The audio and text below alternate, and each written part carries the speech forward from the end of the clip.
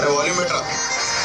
మనిషికి జీవితంలో అన్నిటికన్నా బలం ఏమిటంటే మాట వినగలిగినటువంటి లక్షణం. తనకి తెలియకపోవడంతో కానీ ఒకరు చెప్తే వినకపోతే మాత్రం చాలా భయంకరమైనటువంటి దోషం. అందుకే మారీచుడు అరణ్యకాండలో రావణాసుడితో మాట్లాడుతూ ఒక మాట అంటాడు, రే నాయన, ప్రియంగా మాట్లాడేవాడు లోకంలో ఎక్కడికి వెళ్ళినా దొరుకుతాడు, కానీ పైకి ప్రియంగా లేకపోయినా మన మన అభ్యున్నతి కొరకు కఠినంగానైనా మాట్లాడేవాడు కోట్ల మందిలో ఎవడో ఒక్కడే ఉంటాడు. వాడి మాటని సందేశాత్మకంగా తీసుకోవాలి తప్ప ఆయన కోపంగా మాట్లాడేటని చెప్పి వెంటనే ఈ మీద తిరగబడిపోవడం గొప్ప విషయం కాదు.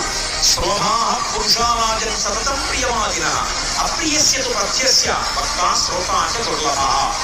కఠినంగా మాట్లాడినా మంచి చెప్పగలిగిన వాడు దొరికితే, కఠినంగా మాట్లాడినా ఆయన చెప్పిన దాంట్లో సత్యం ఉంది అని అంగీకరించగలిగిన